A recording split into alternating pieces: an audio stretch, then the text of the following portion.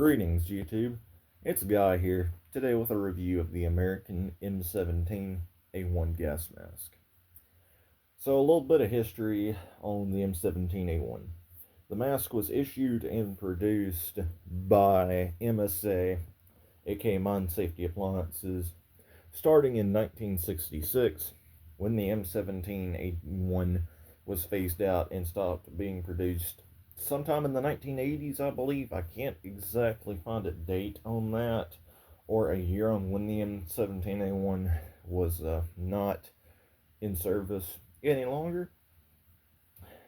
But the M17, some features of it was the first gas mask of America, the first American gas mask in order to have a drinking tube, and it's the only known American gas mask, to my knowledge, to have an external, or to even have any kind of resuscitation tube. How the resuscitation tube and system worked was that the mask would have, of course, this port. The tube would be plugged into here, into the mask of the person who would be giving artificial ventilations. And what they would do is they would then take the tube that was attached and put it into the mouth of the person who was the casualty without their mask on. They had to if they had a mask on, they had to lift up their mask and stick the tube into their mouth in order to provide artificial ventilation. Now, this obviously was not necessarily a good idea, and that's why it was phased out with the M17A2 gas mask. Why was this a problem? Well, because in CPR and environments, gas does more than just affect it can come in the body besides the lungs. Gas comes through the skin and affects you that way. So when you lifted out that soldier's mask to put in the resuscitation tube in their throat, they would then get the gas on their face, and then that was another way that the gas could come in and harm their body.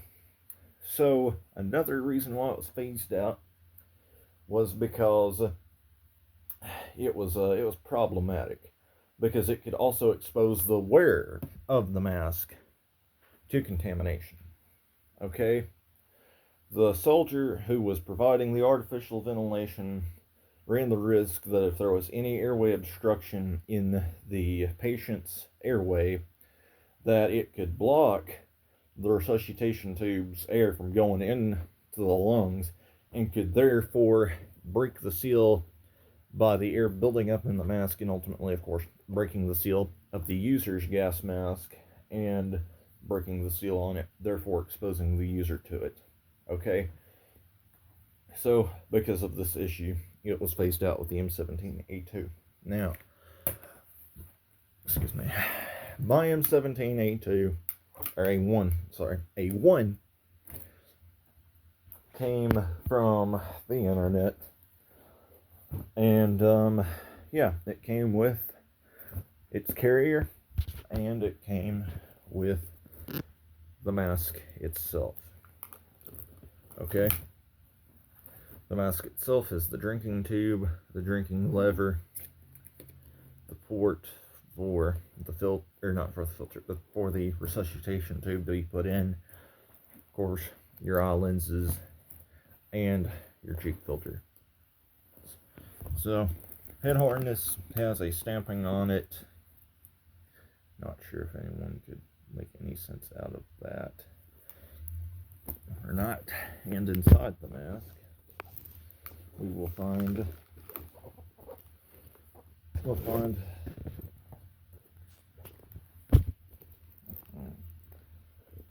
mask. It's stubborn to open up for videos. It is one-handedly. Inside the mask, we see that white part here that you see in front of you was what the rescuer would blow into in order to ventilate artificially the unmasked CBR inpatient. Of course, you got your nose cuff with air deflectors.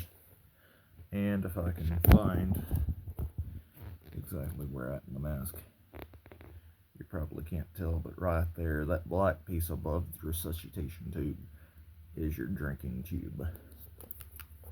Okay. In here, behind this flap, sits the cheek filters that were installed in the mask. So the problem is with cheek filter gas masks is, of course, you cannot change them without removing the mask, and they are incredibly painful to change out. Okay? That is why they are incredibly painful to change out, because you have to get in behind the button flaps and pry the filters out and then try to put the new ones in, which is a pain. My mask, not sure if you can see the stamping there, was made in 19, I believe it's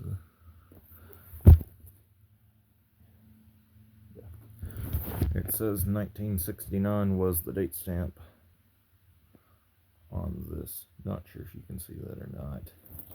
1969. And this has no additional stamping. The bag, just your typical M17 series American bag with the US stamping, and then mask protective field M17A1, and it's a size medium. Of course, up here on the mask we have US and then the size medium. So yeah, thanks for watching, everyone. Hope you enjoyed the video today, and yeah, have a great day and goodbye.